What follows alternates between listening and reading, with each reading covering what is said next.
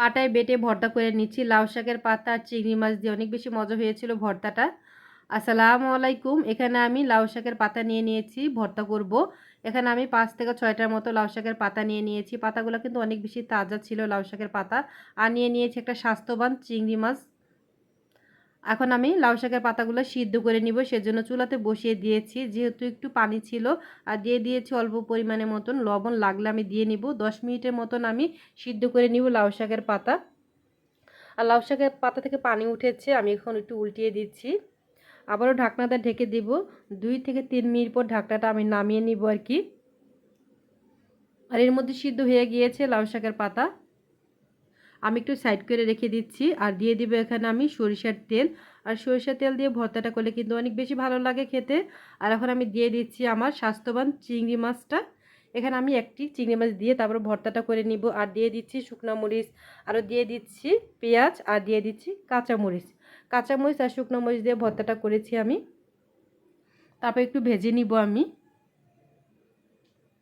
সরষের তেলের মধ্যে কিন্তু আমি লাউ শাকের পাতাটাও নিয়ে একটু ভেজে নিচ্ছি 2-3 মিনিটের মতন।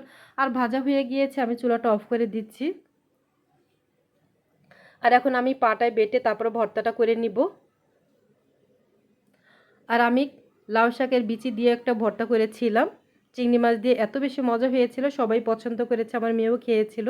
যেহেতু আমি একটু ঝালটা কম দিয়ে ভর্তা করি, সেজন্য আমার মেয়েও খেতে পারে।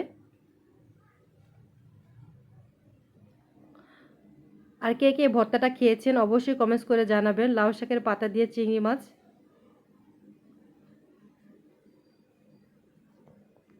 আর ভাত মাখার পর কিন্তু একদম সবুজ হয়ে গিয়েছিল, দেখতে কিন্তু অনেক বেশি লোভনীয় হয়েছে।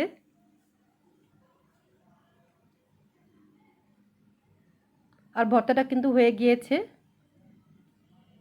আমি একটি ফ্রিজে তুলে নিচ্ছি। আর কিছুটা ভর্তা আমি পাটায় রেখে দিচ্ছি ভাত মাখার জন্য। কে কে আমার মতন পাটায় ভাত মেখে খেতে পছন্দ করেন অবশ্যই কমেন্টস করে জানাবেন। আমি এখন ভাতগুলো মেখে নিব। সবাই এত এত সাপোর্ট করছেন, সবাইকে অসংখ্য ধন্যবাদ। এভাবে আমাকে সাপোর্ট করবেন।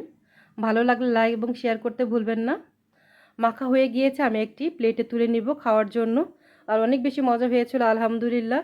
সবাই ভালো থাকবেন, নতুন কোনো ভিডিও নিয়ে চলে আসবো আপনাদের মাঝে। আল্লাহ হাফেজ।